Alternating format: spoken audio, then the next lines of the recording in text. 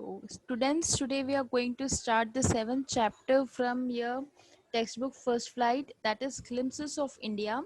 In this chapter, you are having three parts, that is Baker from Goa, Coorg, and tea from Assam.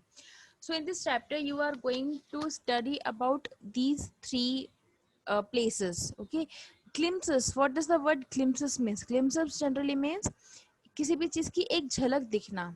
ठीक है, तो यहाँ पे India की कुछ झलक आपको दिखा रही है, कुछ आपको इंडिया के बारे में यहाँ बताया जा रहा है. बेसिकली आपको गोवा, कुर्ग और आसाम के बारे में यहाँ पर बताया जाएगा, इनकी हिस्ट्री के बारे में बताया जाएगा बेसिकली, और किस तरीके से जब हमारे कंट्री में ब्रिटिशर्स, डच, फ्रेंच, पोर्चुगीज पहले आए थे, तो इन सारे लोगों ने क्या इन्फ्लुएंस किया था हमारी कंट्री पर, क्या क्या चेंजेस इनकी वजह से आए हैं, क्या कस्टम ट्रेडिशन यहाँ पर फॉलो होता है, ये सब हम यहाँ पे पढ़ेंगे. Okay, so glimpses of India, तो इंडिया के बारे में कुछ आपको बताया जाएगा यहाँ इन चैप्टर्स में, और इन तीन जगह दैट इज गोवा, कुर्ग और असम के बारे में आपको यहाँ पर बताया जाएगा.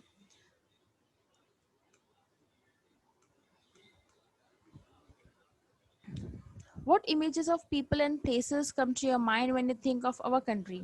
So जब हम हमारी कंट्री के बारे में सोचते हैं तो क्या पहले हमारे माइंड में आता है? पीपल्स, प्लेसेस, उनका कल्चर, उनका ट्रेडिशन, उनका रिलीजन, उनकी क्लोथिंग, उनके लैंग्वेज, उनका उनके कस्टम्स, ये सारी चीज़ें हमारे माइंड में आती है because India is a country which is the richest in religion. सबसे ज़्यादा रिलीजन कल्चर हमारी कंट्री में ही है.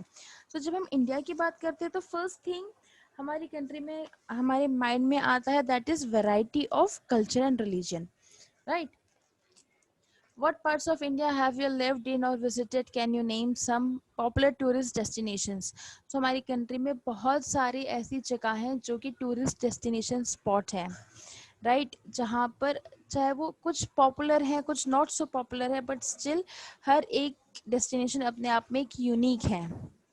You may know that apart from British, the Dutch and the French, apart from British, the Dutch and the French, the Portuguese have also played a part in the history of our country. Can you say which parts of India show French and Portuguese influences? So हमारी country में British, Dutch, French के साथ साथ Portuguese का भी एक बहुत ही important role रहा है हमारी हिस्ट्री की, हमारे कंट्री की हिस्ट्री को क्रिएट करने में. एंड इन लोगों का इन्फ्लुएंस भी टू अ लार्ज एक्सटेंट हमारी कंट्री में रहा है. सो ऐसे कौन से पार्ट्स ऑफ इंडिया है जहाँ पर पोर्टुगीज और फ्रेंच का इन्फ्लुएंस रहा है? Okay, you have to find it out. Now can you say which part of India grow tea and coffee? So ये आप अपने एसएसटी में भी पढ़ चुके हो, टी एंड कॉफी कौन से पार्ट में ग्रो होता है. So now moving on to the first part of the chapter, that is a baker from Goa. So as the title itself indicates that ये जो चैप्टर है ये गोवा के बारे में बताएगा. गोवा का एक बेकर, बेकर कौन होता है? जिसकी बेकरी होती है, जहाँ पे वो ब्रेड्स और बेक करता है और बेचता है. तो एंशियंट स्टोरीज यहाँ पे आपको दी गई है गोवा के बेकर और उनकी लाइफ के ऊपर.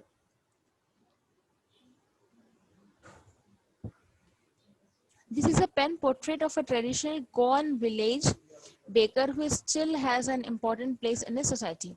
तो ये एक पोर्ट्रेट यहाँ पे आपको शो किया गया है एक traditional Goan village. Goan village मतलब गोवा का एक छोटा सा विलेज जहाँ पर एक जहाँ के बेकर्स हैं जिनकी अपनी खुद की ही एक अलग इम्पोर्टेंस है सोसाइटी में. तो बेकर्स की क्या इम्पोर्टेंस है, क्या उनका रोल है, and everything we are going to study now. Our elders are often heard reminiscing nostalgically about those good old Portuguese days, the Portuguese and their famous loaves of bread. Those eaters of loaves might have vanished, but the makers are still there. We still have amongst us the mixers, the molders, and those who bake the loaves. Those age-old, time-tested furnaces still exist. The fire in the furnace has not yet been extinguished.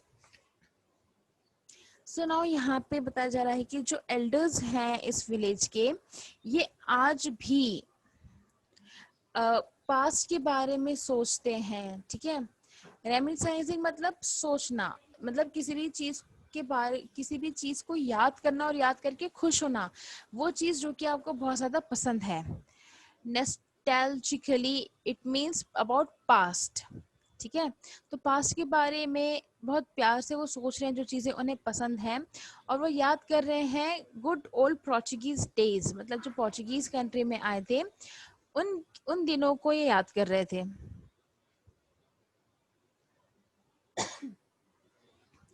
Old Portuguese days को ये याद कर रहे थे, और Portuguese days के साथ साथ उन्हें याद आ रहा है the famous loaves of bread.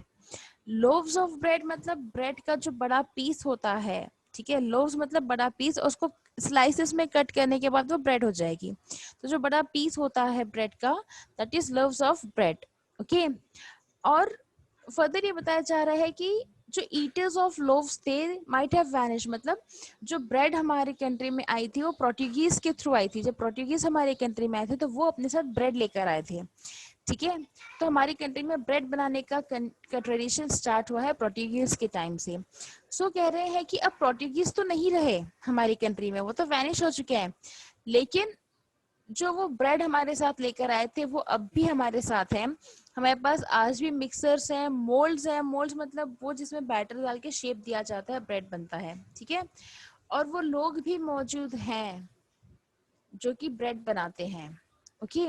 और जो फर्नेसेस रहे हैं पुराने टाइम की जहाँ पर ब्रेड को बेक किया जाता है, वो फर्नेसेस आज भी है। ये सारे एक्सटिंग्विश नहीं हुई है, जस्ट पोर्टुगीज एक्सटिंग्विश हो गया, लेकिन जो कल्चर वो लेकर आए थे ब्रेड का वो अब भी है। द थर्ड and jingle of, now third, third मतलब हियर इज लाउड साउंड, ठीक है, जो तेज आवाज आती है उसको कहते हैं थर्ड। द थर्ड and jingle of the traditional baker's bamboo heralding his arrival in the morning.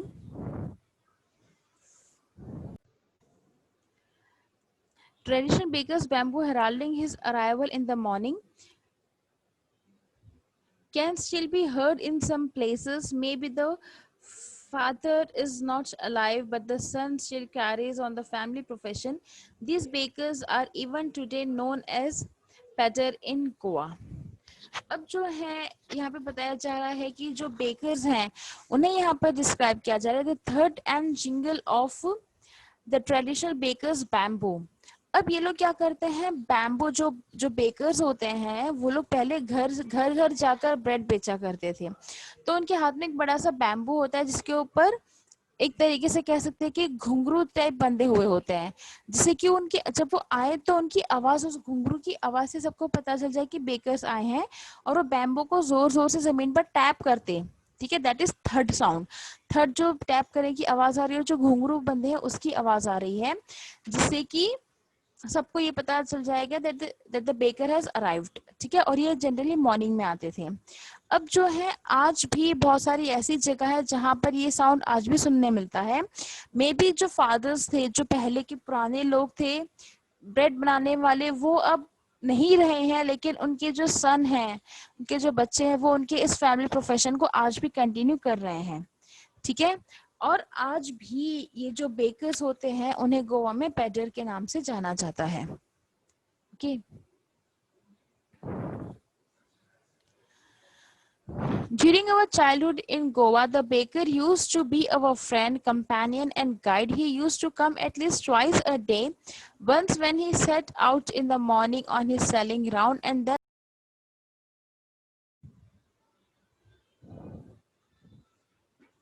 his huge basket, the jingling thud of his bamboo, woke us up from the sleep, and we ran to meet and greet him. Why was it so? Was it for the love of the loaf? Not at all. The loaves were brought by some Paskin or Bastian, the maid servant of the house. What we longed for were those bread bangles which were chosen carefully. Sometimes it was sweet bread of special make. अब यहाँ पे author बता रहे हैं कि अपने childhood के बारे में बता रहे हैं, जब वो गोवा में थे, उनका बचपन गोवा में बीता है। जब जो बेकर्स हुआ करते थे वो उनके फ्रेंड, उनके कंपेनियन, उनके गाइड सब कुछ हुआ करते थे। और जो बेकर्स थे दिन में 2 बार आया करते थे, एक जब वो मॉर्निंग में अपने घर से निकलते अपने ब्रेड बेचने के लिए तब, और दूसरी बार जब वो अपना पूरा ब्रेड बेच के पूरा राउंड कंप्लीट करके खाली बास्केट लेके जब वो घर जा रहे होते हैं तब वो वापस ऑथर के घर के पास से निकलते हैं। अब जो जो जिंगलिंग थर्ड बैम्बू साउंड जो था बेकर्स का, उसी आवाज से ऑथर हमेशा नींद से जागा करते थे। और वो नींद से उठ के आवाज सुन के ही उनकी आंख खुलती और वो सीधा उठ के दौड़ के घर के बाहर जाते बेकर को ग्रीट करने के लिए। लेकिन ऐसा क्यों था? क्या इसलिए क्योंकि उन्हें वो लोव्स ऑफ ब्रेड पसंद थे?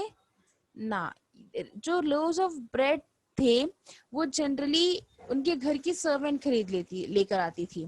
ठीक है, ये लोग सिर्फ चाहते थे जो एक स्पेशल टाइप ऑफ ब्रेड होते हैं, ब्रेड बैंगल्स करके वो कुछ स्पेशल टाइप ऑफ ब्रेड थे जो कि काफी ये लोग चूज करके लेते थे। को तो कभी स्वीट ब्रेड होती, कभी कोई स्पेशल तरीके के ब्रेड के छोटे छोटे पीसेस बनाए जाते हैं, बड़े लोफ्स नहीं, छोटे छोटे बनाए जाते हैं जिन्हें बैंगल्स ऑफ ब्रेड कहते हैं। तो वो चूज करने के लिए ऑथर हमेशा दौड़ के जाते कि वो उन्हें उनकी चॉइस की ब्रेड चूज करनी है।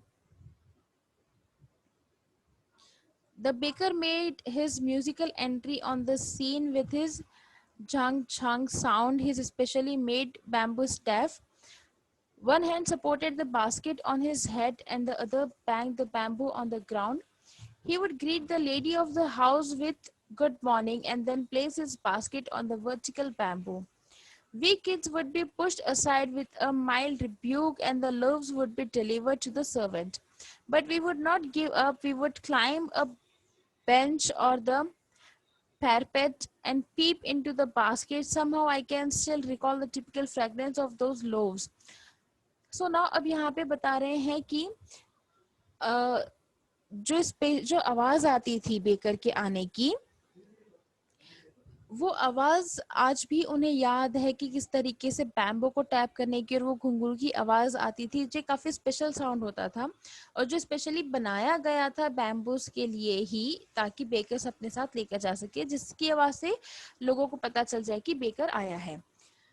अब यहाँ पे फर्दर इस बेकर को डिस्क्राइब किया जाता है कि एक हाथ से तो वो अपने सिर पर बास्केट पकड़े होते थे और एक दूसरे हाथ में उनके बैम्बू होता था। ठीक है, अब जब भी बेकर आता तो वो घर की लेडीज को गुड मॉर्निंग कहता और जो बास्केट है वो उस वर्टिकली प्लेस्ड बैम्बू के ऊपर रख देता।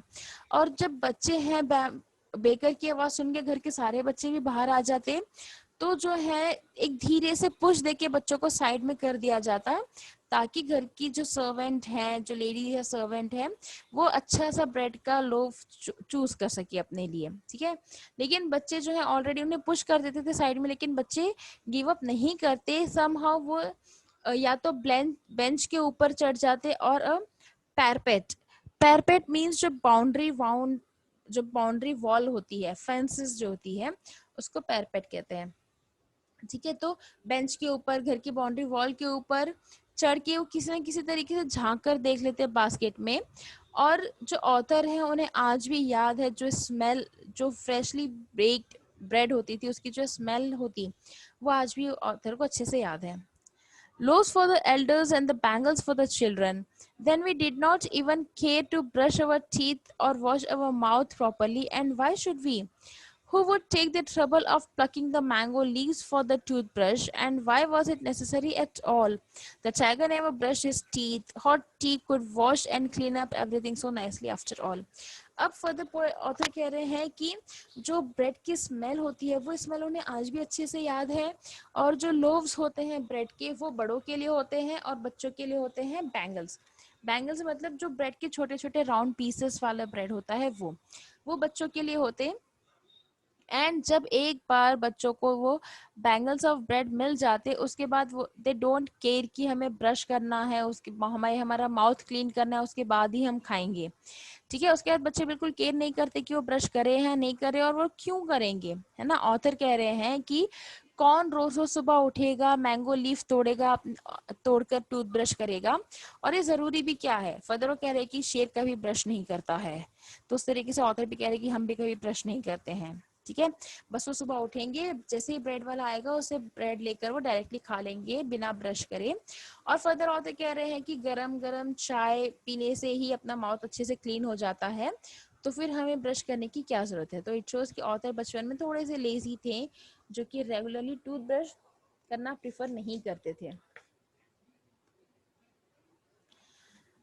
Marriage gifts are meaningless without the sweet bread known as the bowl, just as a party or a feast loses its charm without bread. Not enough can be said to show how important a baker can be for a village. The lady of the house must prepare sandwiches on the occasions of a daughter's engagement. Cakes and bolinhas are a must for Christmas as well as other festivals. Thus, the presence of bakers' furnace in the village is absolutely essential. और further बता रहे हैं कि और क्या क्या importance है, क्यों इतनी इम्पोर्टेंट है बेकर और उनकी उनके ब्रेड। ठीक है, अब जो है, जो गोवा में जो शादियां होती है, ठीक है, वहां पर शादी जैसे कि हर एक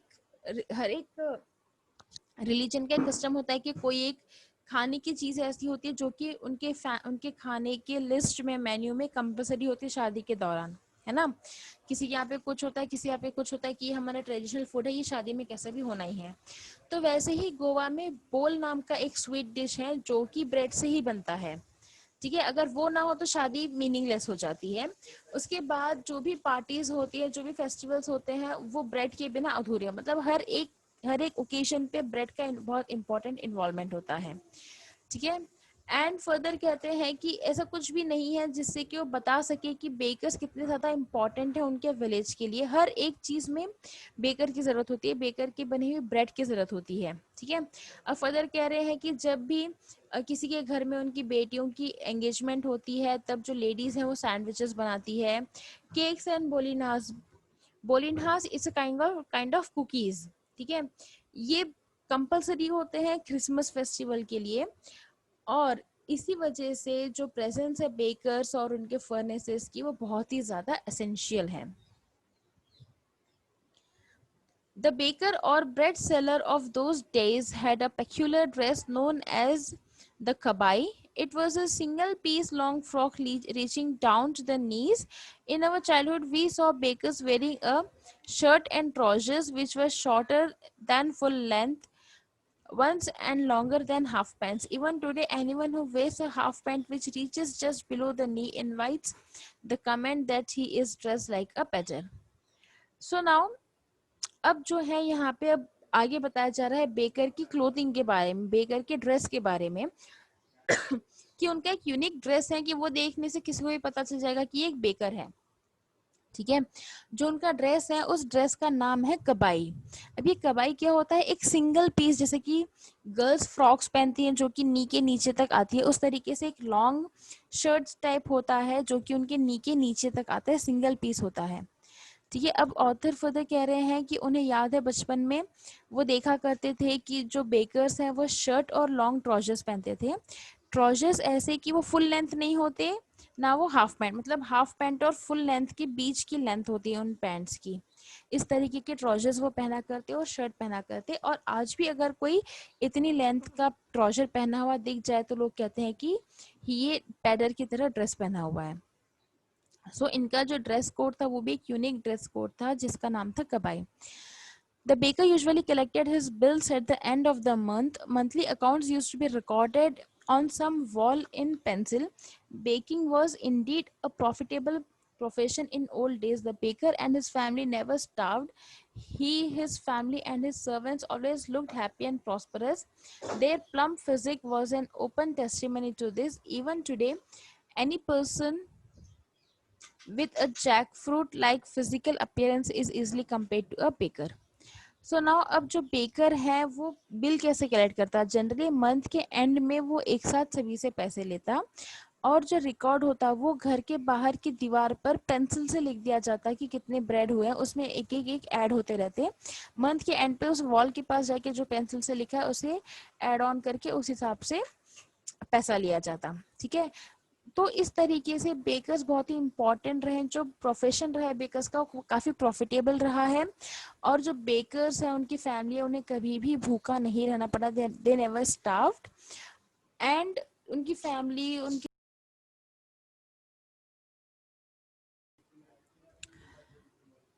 सो बेकर्स और उनकी फैमिली को कभी भी भूखा नहीं रहना पड़ा, बिकॉज ब्रेड एक इम्पॉर्टेंट सोर्स था जो हर कोई हर दिन खरीदता, और मंथ एंड में एक साथ इकट्ठे बहुत सारे पैसे इनके पास आ जाते।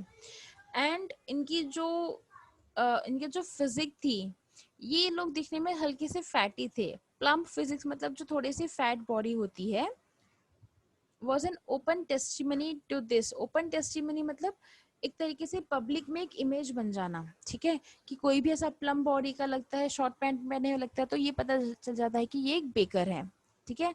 और आज भी अगर किसी की भी इस तरीके की पर्सनैलिटी होती है तो लोग उसे एक बेकर से ही कंपेयर किया करते हैं। तो this was about baker from Goa, जहाँ पे बेकर्स और बेकर की इम्पोर्टेंस बताई गई है कि उनकी कितना ज़्यादा हर एक एक्टिविटी में ब्रेड का इन्वॉल्वमेंट होता है, बेकर का इन्वॉल्वमेंट होता है, किस तरीके से ऑथर बचपन से ही बेकर की आवाज़ सुनकर ही वो नींद से उठते और सीधा जाकर ब्रेड बैंगल्स ऑफ ब्रेड ले लेते, और उसके बाद उन्हें बिल्कुल भी केयर नहीं करते कि उन्होंने ब्रश किया है या नहीं किया, बस उन्हें ब्रेड खानी होती है। देन जो बेकर्स होते हैं उनका ड्रेस कोड है कबाई, एक लॉन्ग शर्ट जैसा है जो कि सीधे नी तक का आता है, वन सिंगल पीस में होता है। एंड जो इनका मंथली कलेक्शन होता है वो होता है कि बेकर्स हर एक घर के बाहर जितना ब्रेड लेते हैं पेंसिल से मार्क कर देते हैं और मंथ एंड में टोटल करके उनसे उतना पैसा ले लेते हैं, ठीक है। तो this was about baker from Goa. In the next class we will read about Coorg. Okay, so I hope the chapter is clear to you all. If you have any doubt, then just ask me.